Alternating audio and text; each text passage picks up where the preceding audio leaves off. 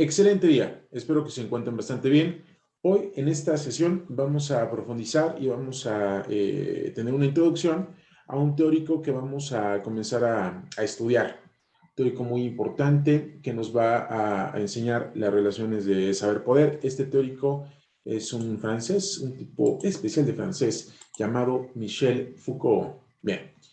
Vamos a explicar un poco acerca de su vida, un poco de su trayectoria y posteriormente, una vez que ya tengamos contexto, pasaremos a relacionar los estudios que él tuvo con nuestra vida cotidiana y con estudios que tienen que ver con semiótica, filosofía, habilidades del pensamiento. Bien, este que aparece en la pantalla, sujetando su índice izquierdo con sus labios, es Michel Foucault. ¿Listo? La pronunciación correcta, bueno, obviamente se encuentra en francés su apellido, se escribe Foucault, pero se pronuncia Foucault. Bien, entonces el tema que vamos a ver es saber y poder. Bueno, una vez que que les he presentado a Michel Foucault, vamos a continuar. Bien, ¿quién era Michel Foucault? Bien, Foucault fue un pensador francés que nació en 1926 y murió en 1984. Él, hay como una anécdota en la cual señala que él inició con anticipación su instrucción primaria en el liceo. Es decir, a tierna edad tomaba clase con con alumnos más grandes. Bien, él ya en su etapa adulta fue profesor en varias universidades.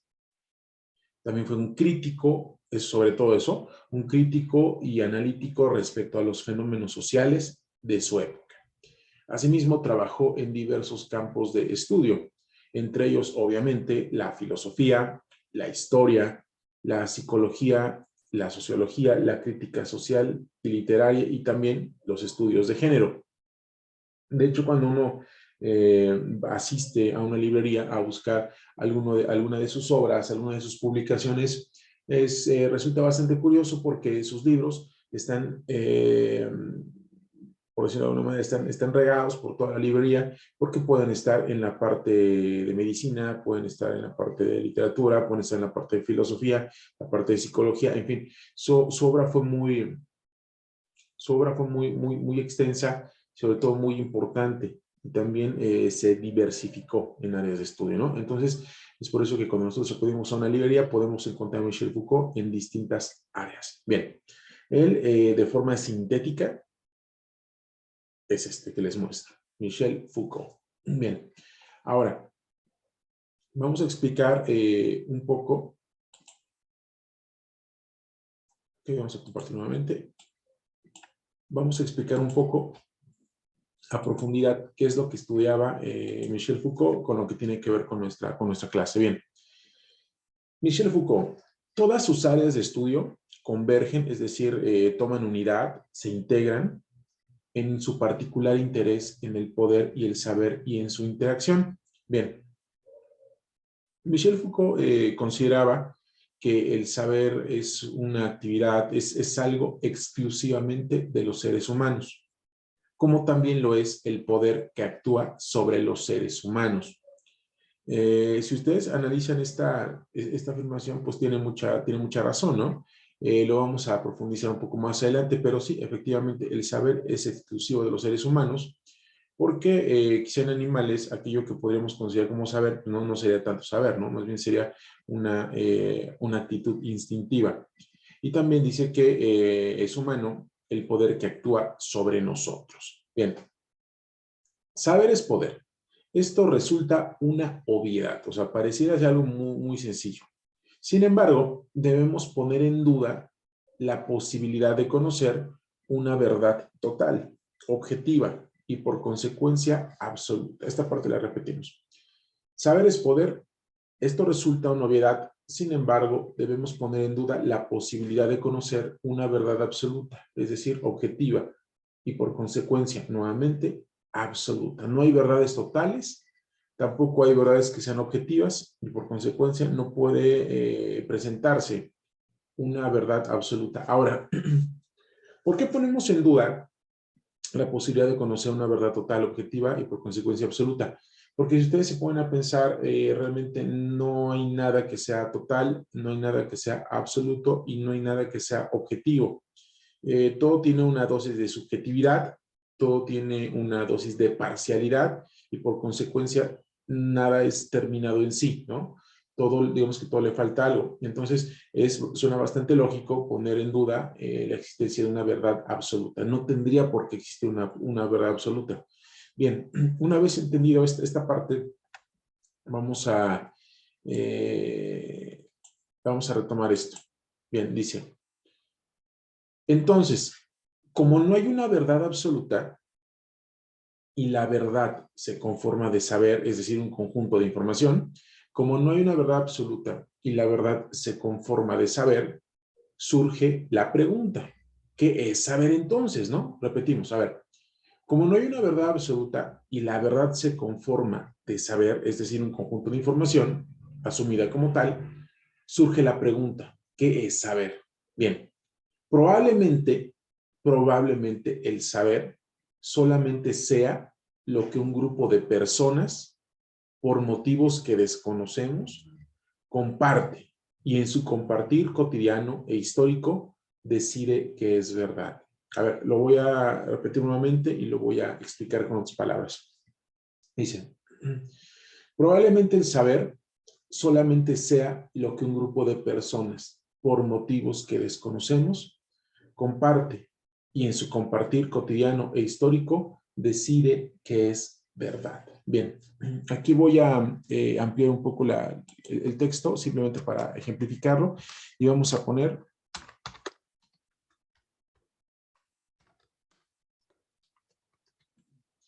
el sazón de la abuela. A ver,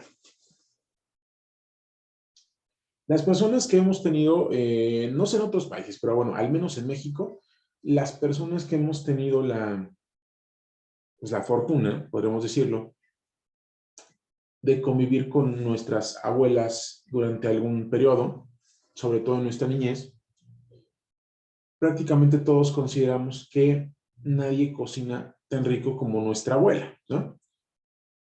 Nosotros consideramos que el sazón de la abuela pues tiene un sabor especial, que no se parece a algo más, que la abuela hace o hacía, no sé, la mejor cena navideña, la cena navideña más rica que has probado, ¿no? Y podríamos decir que cualquier otra persona, un chef, un cocinero, un restaurante, hacen una comida realmente deliciosa. Pero también podemos decir, casi en su mayoría, que esta, a pesar de que sea comida más elaborada, a pesar de que sean platillos más exóticos, que tengan más profesionalismo, podríamos prácticamente asegurar que aquella comida, que aquellos platillos no se comparan en nada al sazón de la abuela, ¿no? Ahora, esto que yo les estoy diciendo del sazón de la abuela es una verdad que ha sido compartida de manera cotidiana e histórica y por lo tanto nosotros hemos decidido que es verdad. Ustedes simplemente pónganse a pensar en el caso particular, es decir, ¿qué experiencia tienen con esto? O sea, ¿realmente consideran que el sazón de la abuela es rico? ¿Consideran que hay un platillo específicamente que le queda bastante bien? Bueno, eso que estamos diciendo del sazón de la abuela es una verdad, al menos en México, ¿no? ¿Por qué? Porque un grupo de personas, o sea, puede ser tú, puedo ser yo, puede ser nuestra familia, por motivos que desconocemos, que en este caso puede ser nostalgia de aquellas navidades cuando éramos niños, puede ser nostalgia por la abuela que ha muerto, que ya no está, puede ser nostalgia por la abuela que hoy es una persona muy mayor, que ya no hace cosas que hacía antes, puede ser esa nostalgia, puede ser quizá tristeza por la abuela fallecida, puede ser algún recuerdo muy agradable de la niñez que tiene que ver a lo mejor con Navidad, con los tíos, con los abuelos, con los juguetes, con las relaciones familiares. Puede ser una relación con el frío, puede ser una relación con diciembre, puede ser una relación con los papás, puede ser una relación de lo que sea. ¿Repetimos? El saber solamente probablemente el saber sea solamente lo que un grupo de personas, en este caso nosotros, por motivos que desconocemos, los que ya dije o los que acabo de decir. Comparte. ¿Qué compartimos? El sazón de la abuela es el más rico. Y al compartirlo de manera cotidiana, al compartirlo con nuestros familiares, al recordarlo cada año, al recordar cuando pensamos en la abuela, cuando la vemos, de manera cotidiana, se va formando una línea histórica. Que cuando se forma esta línea histórica y cotidiana, ya la verdad, valga la redundancia, no importa si es verdad, no importa si es real, porque nosotros, en este caso, ya hemos impuesto la verdad, ya hemos decidido que es verdad. Y la realidad es que quién sabe si sea, quién sabe si el sazón de la abuela sea sea el más, pues sea el mejor. Eso no es una cosa que nosotros podamos saber, ¿no? Entonces, bien, este es un ejemplo de cómo la verdad simplemente es algo, un grupo de personas, por motivos que desconocemos, los cuales tendríamos que conocer y analizar, comparte, y al compartir, cotidiano histórico, se decide que es verdad. Bien, espero que con este ejemplo más o menos haya quedado claro lo del sazón de la abuela. Bien, vamos a continuar. Bien, dice... Entonces, lo que resulta de esta duda es, no hay verdades absolutas.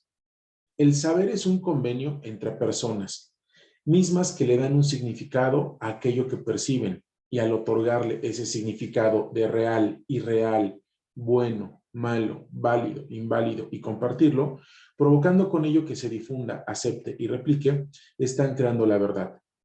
La verdad no es por sí misma. Al contrario, es una creación. La verdad es una interpretación, obviamente subjetiva, la cual, al difundirse, deja de cuestionarse y se transforma en algo rígido e inmutable hasta que el mismo grupo de personas u otro modifica el saber y con ello modifica la verdad. Bien, suena muy complicado esto, vamos a explicarlo de una forma mucho más sencilla. Bien, vamos a explicarlo de una forma mucho más sencilla. A ver, primero vamos a repetirlo y después vamos a explicarlo. A ver. Entonces, lo que resulta de esta duda, aquello de poner en duda si hay verdades absolutas, entonces, lo que resulta de esta duda es, no hay verdades absolutas. O sea, eso ya lo comprendimos. No hay verdades totales, no hay verdades objetivas, por consecuencia, no hay verdades absolutas. El saber es un convenio entre personas mismas que le dan un significado a aquello que perciben, y al otorgarle ese significado de real, irreal, bueno, malo, válido, inválido y compartirlo, provocando con ello que se difunda, acepte y replique, están creando la verdad. ¿Sale? Bueno, vamos a poner un ejemplo y vamos a retomar el ejemplo del sazón de la abuela, ¿no? A ver, el saber es un convenio. Vamos a poner esta parte, subrayar. El saber es un convenio entre personas. En el ejemplo del sazón de la abuela, las personas somos nosotros. En este caso, yo, mi familia, mis hermanos, mis papás, mis tíos, mis primos. ¿Sale? Tomando en cuenta esta definición, las personas somos nosotros. ¿Listo?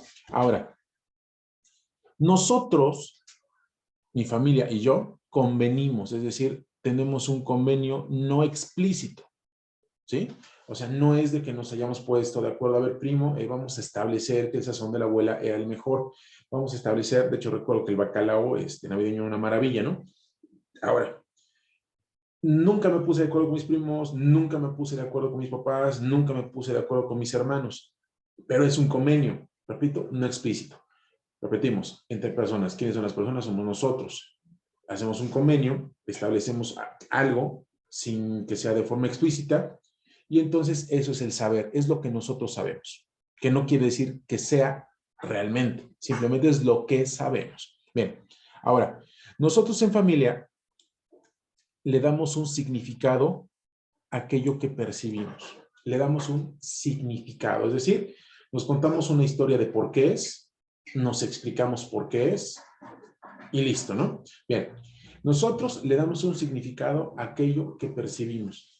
Bueno, caso particular, mi abuela tiene, estamos en 2021, Mi abuela tiene probablemente unos 12 años desde que falleció. Si yo hago más o menos un cálculo muy sencillo, yo podría decir que aquellas cenas navideñas de las que yo hablo, a las que hago referencia, pues más o menos tendrán al menos, unos 20 años que no se hacen, al menos. Cuando yo hablo del sazón de la abuela, yo particularmente de forma muy específica, y es algo que también compartimos en casa, muchas veces hablamos de que mi abuela cocinaba rico, pero específicamente el bacalao navideño. El bacalao es un alimento, una comida que casi siempre se come salada, ¿no? Lleva aceitunas y no recuerdo qué más, pero eso es lo que hago memoria. Pero yo recuerdo, y recordamos en familia, que el bacalao que hacía mi abuela era dulzón, y es más, recuerdo en este momento que también le ponía almendras y aceite de olivo, me parece. Y una cosa muy rica. Y noten que cuando yo estoy hablando y digo muy rico, todavía le estoy poniendo un calificativo extra. Y si yo lo platicara con mi mamá, mi mamá era fan de ese bacalao, diríamos que nunca hemos comido un bacalao como ese. Y si le pregunto a mi papá, me diría lo mismo.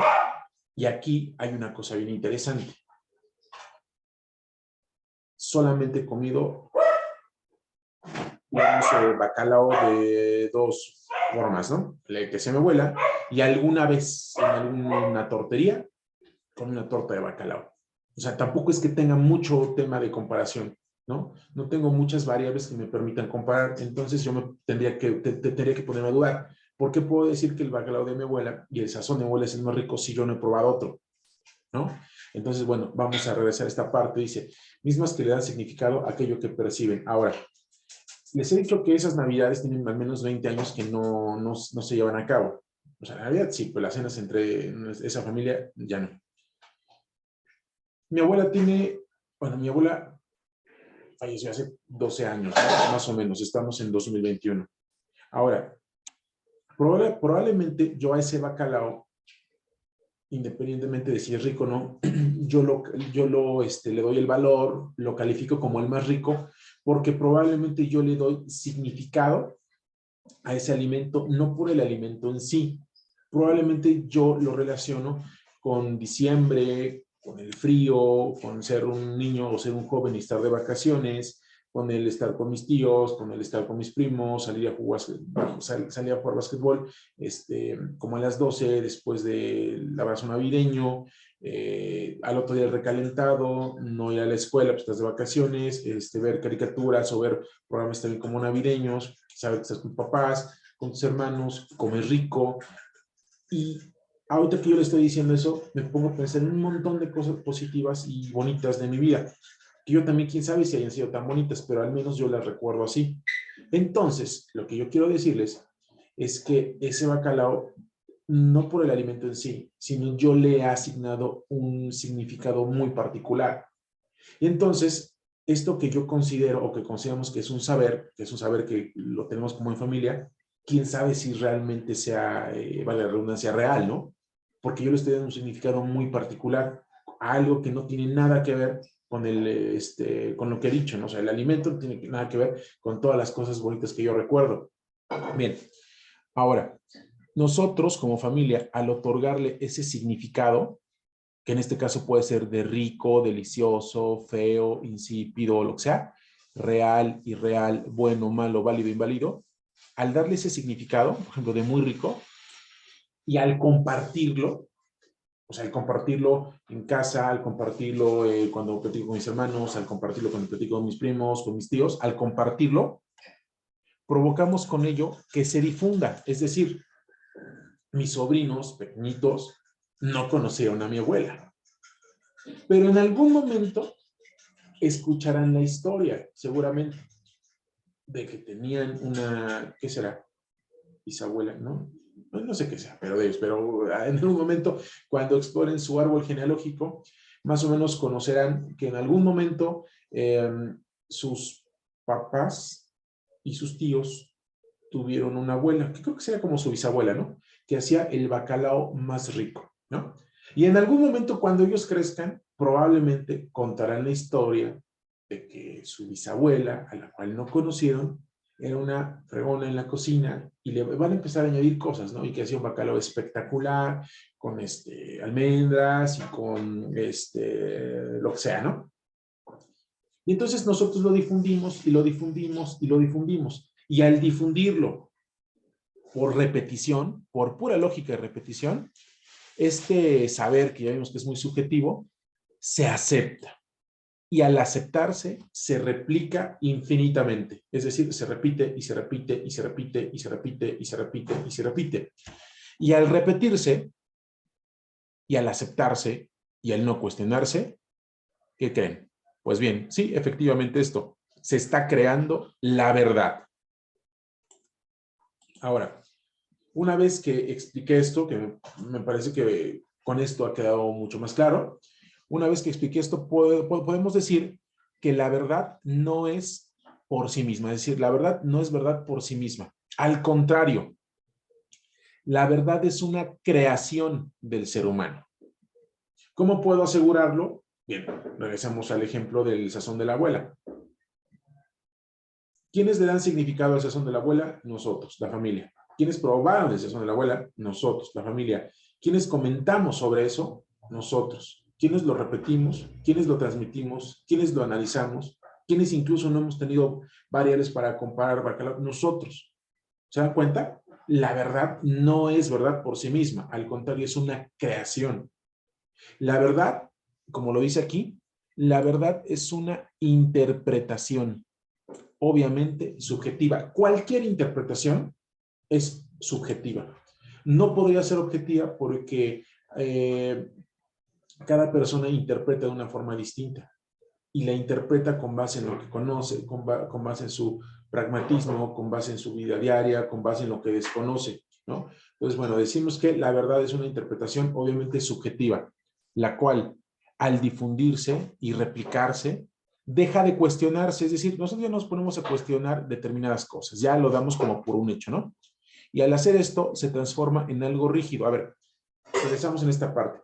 Decimos, la verdad es una interpretación obviamente subjetiva, la cual al difundirse deja de cuestionarse y se transforma en algo rígido. Cuando la verdad se acepta como tal, la verdad se vuelve totalmente rígida, algo duro, algo impenetrable, algo inmutable, pero solamente se vuelve algo rígido e inmutable hasta que el mismo grupo de personas u otro modifica el saber y con ello modifica la verdad. ¿Sale? Bien. Vamos a regresar con el ejemplo del sazón de la abuela para explicar esta parte. A ver. Vamos a imaginar que, regresando al sazón de la abuela, en alguna línea de la genealogía, es decir, en alguna línea familiar, hay una sobrina, hay un, no sé, alguien, ¿no? De esta nueva generación, que decide estudiar artes culinarias, ¿no? Y entonces, en algún momento, nosotros, o sea, que tampoco somos expertos en eso, nada más un ejemplo, con la nostalgia y con todas esas cosas que he mencionado respecto a la abuela, le decimos, ¿sabes qué? Mira, mira, encontramos aquí en un libro, en un papelito, una hoja que era de tu abuela, bueno, tu bisabuela, ¿no? Fíjate, curiosamente aquí viene la receta de la receta. Tú te dedicas o sea, las artes culinarias. ¿Qué te parece si haces un bacalao así? No, claro, ¿no? Ahora, tratando de ser objetivos, mi abuela pues no estudió cocina, ¿no? No estudió artes culinarias, debo suponer que pues la receta la hizo como se le ocurrió, debo suponer que alguien se la pasó, debo suponer que probablemente fue un hecho fortuito, pues que tuviera un gran sabor, ¿no? Ahora, esta sobrina, prima imaginaria, si estudió artes culinarias, si sabe de eso, evidentemente tendría que ser mucho mejor que su sazón que el de mi abuela, ¿no? Porque tiene los estudios, porque tiene la preparación. Pero bien, en este caso hipotético, le damos este papelito con la receta de la abuela y entonces ella hace el bacalao, lo probamos y sabe muy rico, ¿no? Y entonces empezamos a decir, qué suerte, qué fortuna.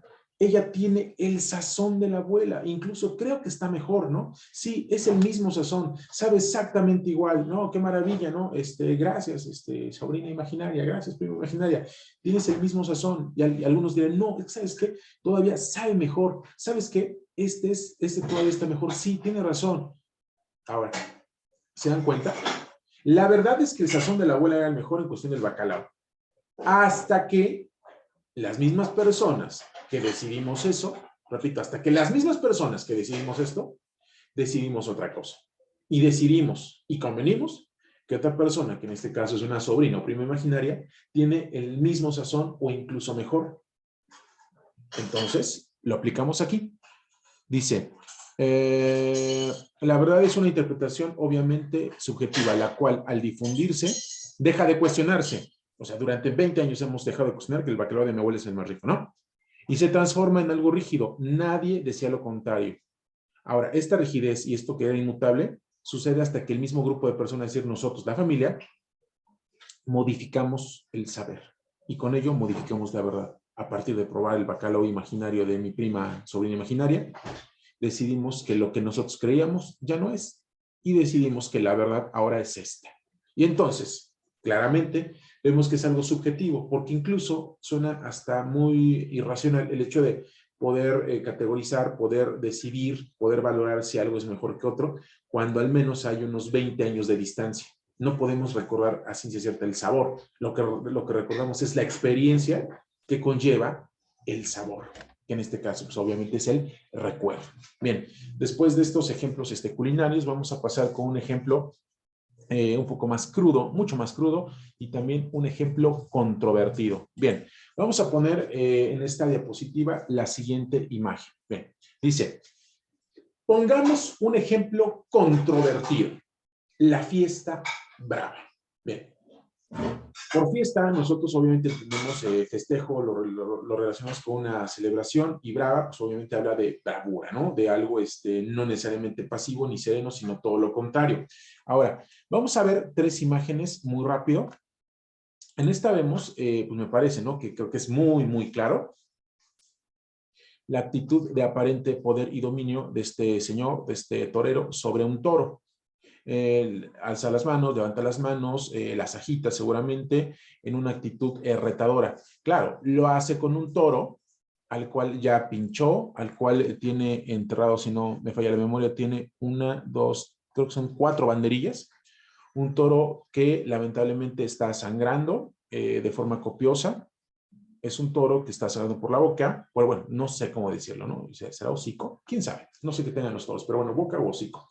Es un toro que obviamente va a morir, es un toro que se está desangrando, un toro que han lastimado con algo, con un metal, un socortante, es un animal que se ve que está sufriendo, ¿no? Vemos en esta una caricatura, un cartoon de Bugs Bunny con un toro, ¿no? El cual obviamente se ve también una actitud retadora. Lo vemos en los ojos del conejo, pues como muy agresivos, y el otro pues con una mirada no necesariamente agresiva. Vemos esta tercera imagen que también es muy, pues muy explícita. Es un torero engañando al toro con tratando con el capote, me parece que se llama. Es un toro que está sangrando, tiene 1, 2, 3, 4 banderillas, es un toro que también va a morir. Y vemos también digamos que en las tribunas, pues personas que disfrutan viendo pues de esta situación. Ahora, yo sin tomar postura, a mí particular, bueno, lo tengo que hacer, ya, no iba a dar mi postura. A mí no me gustan los toros, no le entiendo a los toros, me parece que sí es brava, pero no es fiesta. No comprendo la gente por qué les gusta eso. No sé, me parece una actitud muy salvaje, me parece que es una cosa que no debería existir, y en términos generales no es fiesta, ¿no? Bien, o al menos es una fiesta, pero que tiene como, es una fiesta sanguinaria, así es, yo lo podría decir, y creo que es algo que no debería existir. Bien, me lo iba a reservar, pero bueno, ya lo dije, ¿no? Ahora, vemos en todos los casos que hay sangre, vemos en todos los casos que hay un ser vivo que está sufriendo. Bien, ahora vamos a explicar lo siguiente. Dice, pongamos un ejemplo controvertido, la fiesta brava. Bien, desde su origen, aproximadamente en el siglo XIII y hasta hace unos 20 años, la fiesta brava que diversas investigaciones señalan que inició como un tipo de juego propio de las despedidas de soltero en la zona de Extremadura, España, bueno, señalan que desde el siglo XIII hasta hace 20 años,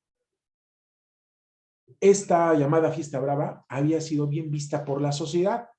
¿Tenía detractores, o sea, personas que estaban en contra? Sí, claro, tenía detractores, ¿no? Por supuesto. Sin embargo, era una actividad aceptada aceptada por la sociedad, porque tenía el calificativo de que era una fiesta, porque también era calificado como una muestra de tradición y cultura. Pero notemos que fiesta, tradición y cultura no son sinónimos de algo bueno o tolerable, ¿eh? O sea, no tiene nada que ver la cultura ni la tradición con algo bueno y tolerable. O sea, hay tradiciones que son muy malas, hay culturas también que son muy malas, o sea, datos culturales, cosas culturales que afectan a la persona. Entonces, partamos de la idea de que tradición y cultura no es sinónimo de algo bueno o tolerable. Sin embargo, la verdad, que ya habíamos dicho que es la creación del ser humano, la verdad indica que por costumbre, al escuchar o leer dichas palabras, lo relacionamos con algo bueno, algo que deseamos, algo positivo. Digamos que históricamente esta actividad ha sido definida como algo aceptado. Pero vayamos más a fondo. Aquellas personas que gustan de la fiesta brava, hoy en día, no son vistas por el grueso de la sociedad como cultas, tradicionales o aceptables. No, todo lo contrario. Hoy, esas personas que eran tantas cultas, tradicionales, etcétera, hoy son calificadas como salvajes, como asesinas, como agresivas, como arcaicas o trasnochadas. Entonces, ¿qué cambió? A ver, el acto de torear y matar a un toro no cambió. Seguramente existen pocos cambios entre el cómo se toreaba antes, o sea, con las banderillas, el capote, todo eso, y cómo se hace ahora. Yo creo que ha cambiado muy poco desde el siglo XIII hasta ahora, ¿no? Los materiales de las armas son probablemente muy similares, el toro son más o menos similares, debo suponer. En términos generales, es la misma actividad que se llevaba a cabo antes y la que se lleva hoy. Prácticamente son las mismas. Entonces, si es lo mismo, ¿qué cambió? Porque antes la fiesta brava era, o los toros era algo como bien visto, las plazas estaban llenas, la gente iba, disfrutaba, y las personas que les gustaban los toros decían que, bueno, decíamos que eran personas cultas o muy tradicionales, y ahora decimos que son salvajes, que son asesinas, que son, no respetan la vida, que son cosas malas, ¿no? Bien, entonces, si es la misma actividad que cambió, pues bien, lo que cambió es la verdad, es decir, la definición particular que encasilla a la acción. Las personas, o sea, nosotros, la sociedad, creamos otra verdad.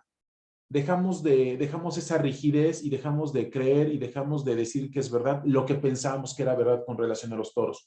Es decir, la definición particular que encasilla a la acción. Las personas creamos otra verdad y al hacerlo, la verdad anterior respecto a los toros ya no es verdad, ha dejado de serlo. Esto es un claro ejemplo de que las verdades son creaciones de los seres humanos. Por lo tanto, aquellas personas que crean verdades y las imponen como tal, tienen un poder y este consiste precisamente en determinar, entre otras cosas, qué es bueno, qué es malo, qué sí se debe hacer, qué no. Por lo tanto, ellos definen qué es verdad y qué no. Y esto me parece que definir qué es verdad y qué no tiene que ver, obviamente, con intereses. Aquello que les interesa que sea verdad, será verdad. Aquello que no les interesa que sea verdad, pues seguramente no lo será. Bien, a continuación vamos a poner una actividad que tiene que ver mucho con esto y que también tiene que ver mucho con el momento que estamos viviendo. Espero que haya sido comprensible este tema y bien, en próximas sesiones seguiremos charlando acerca de Michel Foucault y sus estudios de saber poder.